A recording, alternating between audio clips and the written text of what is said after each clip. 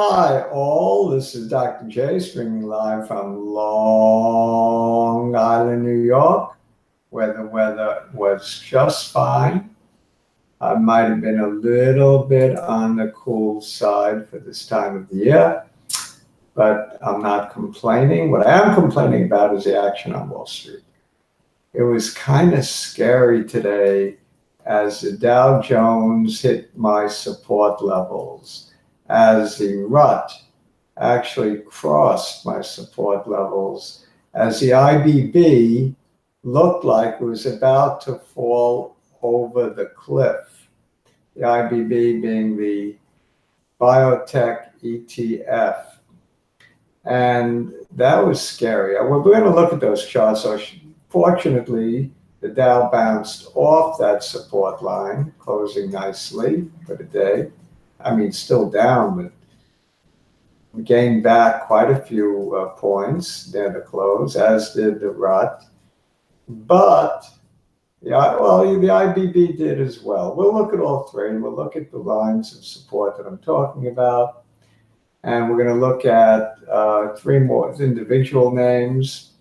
Life's Good follows me on Twitter and had a couple of requests for two little biotechs, ATOS and agrx.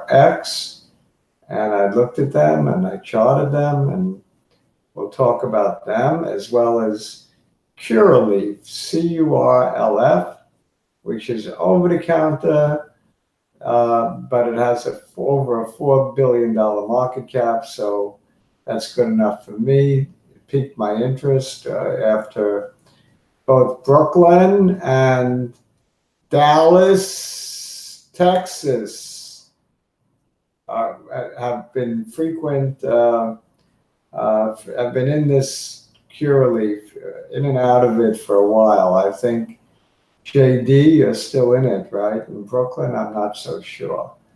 Anyway, Dr. J joined the fund today.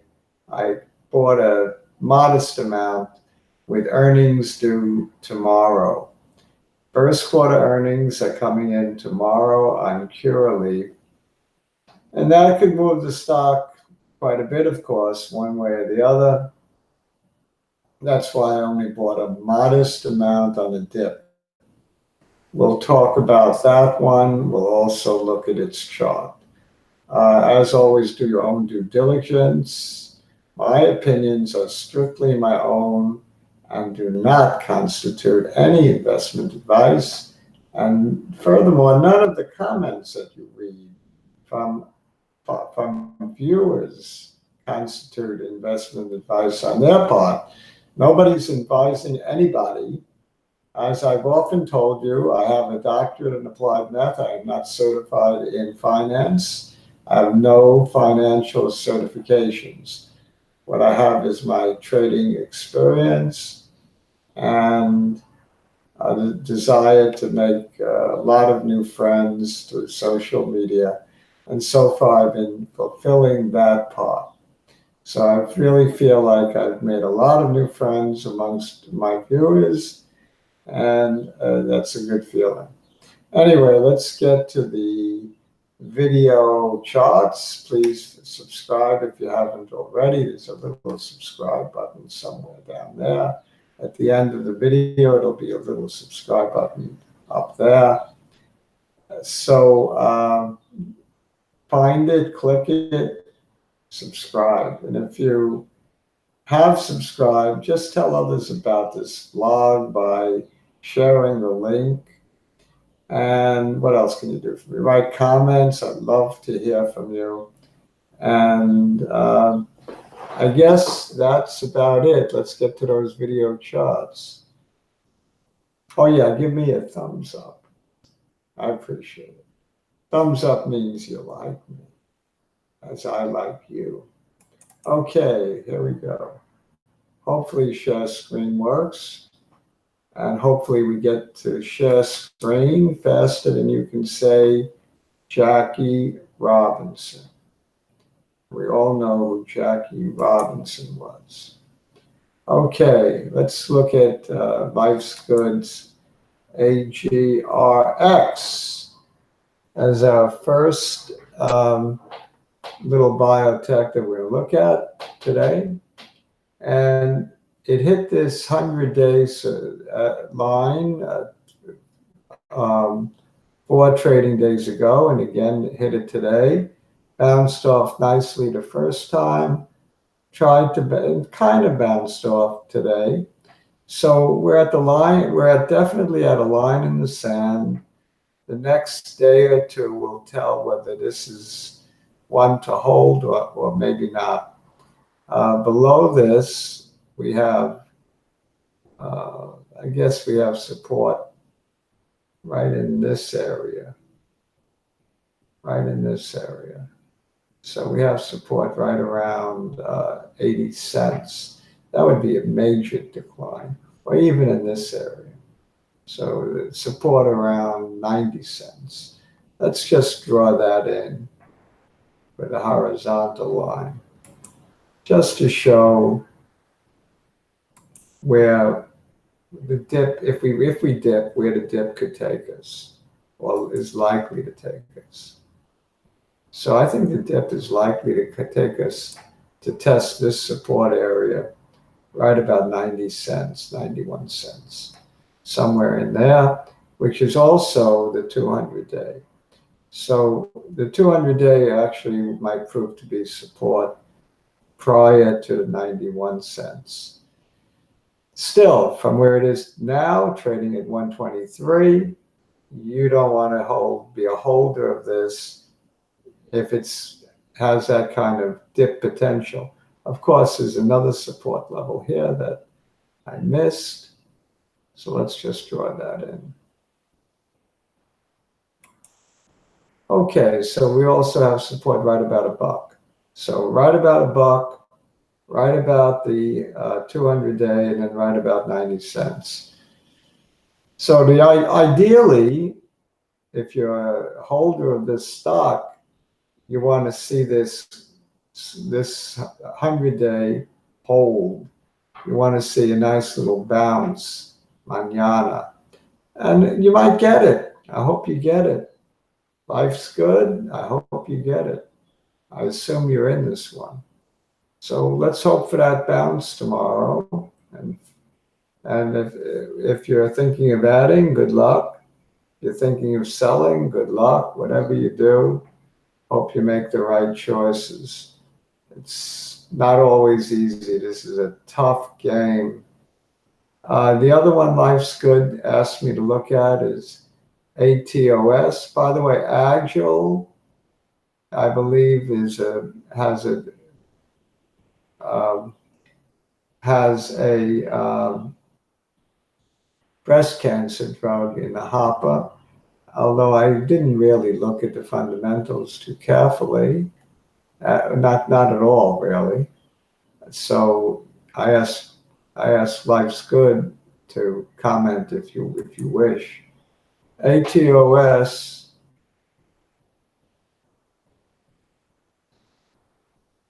Atosa Genetics. Well, one of these is breast cancer, and the other one is women's health. Not sure which is which at this point. That's how little attention I pay to the fundamentals.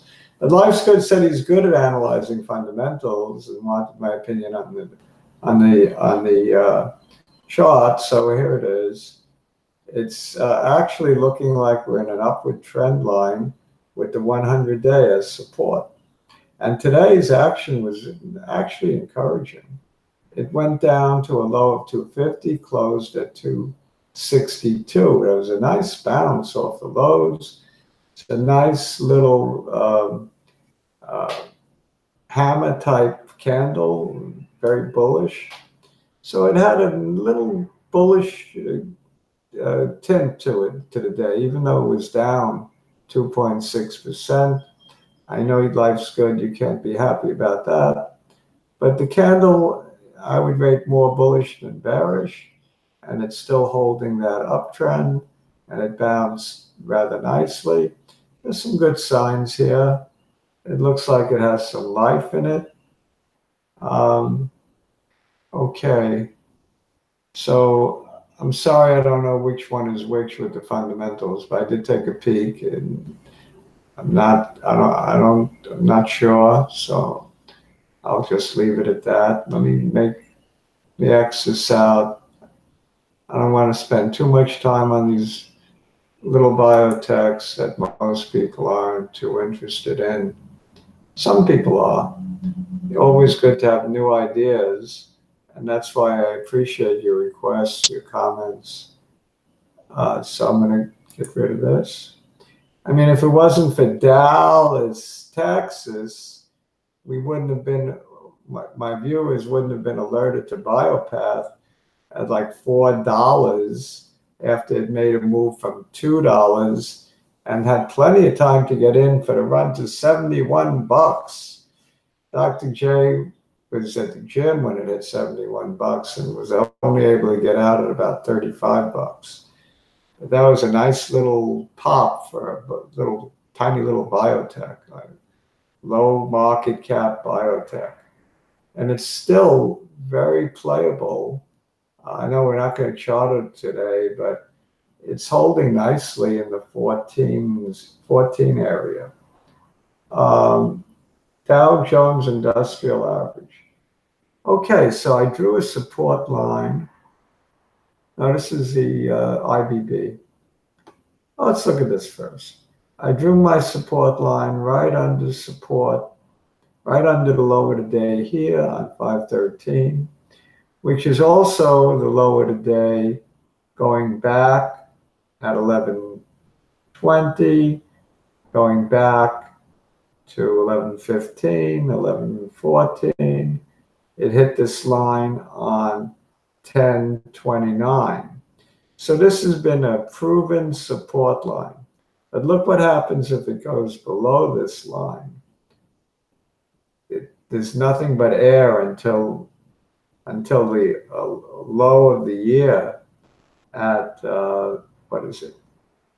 89 cents and a penny. So for example, if it goes below, let's see, what is this low? 100.86. 100.86. If it goes below that, it has the potential to drop all the way back to this low, 90 cents, to the 90 cents area, and representing another 10%. So on a move to $1, to 100, it implies a good likelihood to a move all the way down towards that 90 cent level. Another 10% might be in the cards, which would also prove ominous for the rest of the market. It would be an indicator that the market is not going to be healthy, the broader market. If the biotechs lose another 10%, the NASDAQ 100 will not be happy, the RUT will not be happy. The Dow is not going to buck the trend single-handedly. So none of the other indices are going to be in good shape if this happens. So I think the IBB is important to look at and to watch carefully, because a clean break of this 100.86 level spells big trouble for the entire market, as well as in particular the biotechs. So I'll be watching this one very carefully, as well as the RUT and the Dow and the S&P and the NASDAQ. But I only charted the Dow and the RUT. Let's take a look at the Dow. So this is interesting. I want to stress this, that we're at a precipice. A close beneath this precipice could be very ominous. All right, the Dow Jones Industrial Average. I drew this in last night looking at the futures that didn't look too good. I said, where might it stop? Well, I drew in these double ruled line as the next likely support area. what do you know? We got a touch on exactly where I drew support, and it popped up nicely when it hit that support. True, it's still down 221 on the day, but it could have been down worse to 24,938. That would have been another 100 points around that. So it actually did not terrible considering the close, the last hour of the day. So that saved the day and gives me optimism going forward. So the Dow too is at a very key inflection point. Notice the big drop it could face all the way back down to its December lows of 21,712. It looks like on the weekly anyway that would be the next stop. Let's just go to the daily because I think it's a little more optimistic. At least it has. This is like the express train.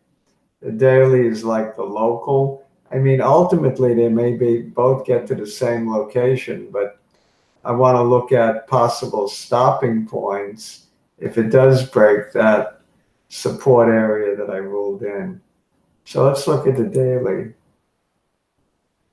The daily on the Dow looks much the same in terms of stopping just above my support area. And oh, the candle looks much better though. The low 24,938, the high 25,231. So even though we had a gap down at the open, much of this candle is composed of a lowish shadow, which is kind of bullish. So I mean, it gives you hope for tomorrow that the Dow will continue to come back and close the gap that it had this morning, come back to the 25,342 area. I wouldn't be surprised if we get a nice little pop at the open. That's what Dr. J is hoping for. I don't want to see another retest of my support area. I certainly don't want to see it break that. But if it does break that, there are a few local stops, hopeful stops that it could stop maybe at this point, lower today, 24,244. I mean, or this area right here, 22,638. I mean, these sound very ominous, even these numbers. So let's hope that it holds right here. I don't like where it's going if it closes below this double ruled line. So I think we're at a line in the sand for the Dow, a line in the sand for the IBB, and probably for all the indices. Let's take a look at the RUT. The RUT, I drew in a double ruled line right here. It actually crossed my double ruled line, but fortunately closed right in that double ruled area. So the close kind of saved the day, bouncing off the lows. By the way, the amount that it lost today, 0.87, was about the same amount as the Dow and the same amount as the Qs, and the S&P was marginally better. So they put in the same kind of losing day today with a late bounce back. Not as dramatic for the overall market as it is for the Dow. So if the Dow does what I think it does, continue on up in the morning, I think we'll get a nice bounce on the IWM, on the RUT. So I think we will go back to the lows of yesterday, 1503, at least. Okay, so going forward, Dr. J is optimistic, but very cautiously optimistic. If the Dow and the NASDAQ and the S&P and the RUT and the IBB tell me otherwise, then I will certainly change my tune. You have to respect the actual chart, not just your hopes. So we're going to find out tomorrow. We'll see how tomorrow plays out. I've got my fingers crossed. I'm still bullish. I don't believe we're at the end of the bull market. So I'm pretty optimistic, considering how terrible things have looked, that we actually get an update tomorrow, and maybe we've gone down just about enough across the board in the IBB, the RUT, the Dow, the S&P 500, and the Qs. So I'm giving you my optimistic forecast that tomorrow will be an up day, and we don't have to sell everything. Although there are those who have sold everything, and I can't say they did wrong. So Brooklyn has been very cautious. I know that. I'm mostly in cash, right, Brooklyn? And I don't know about JD. JD is into some long-term stuff on the pot stocks, as I am as well. And the biotech stocks he plays to a lesser extent. I play it to a greater extent. I haven't sold out much of my holdings at all, just here and there. So tomorrow could change my mind. I could become a seller. I mean, at some point you have to kind of throw in the towel, and I'm just hoping that doesn't happen. Some part of my optimism is wishful thinking, but objectively, I'm trying to be objective. I do think we'll get an update tomorrow, and hopefully a continuation for the rest of the week. So as always, I want to say shalom, au revoir, arrivederci. Have a great day. Don't forget to subscribe. Don't forget to tell your friends, share the link, write comments, give me a thumbs up. Dr. J signing off from Long Island, New York.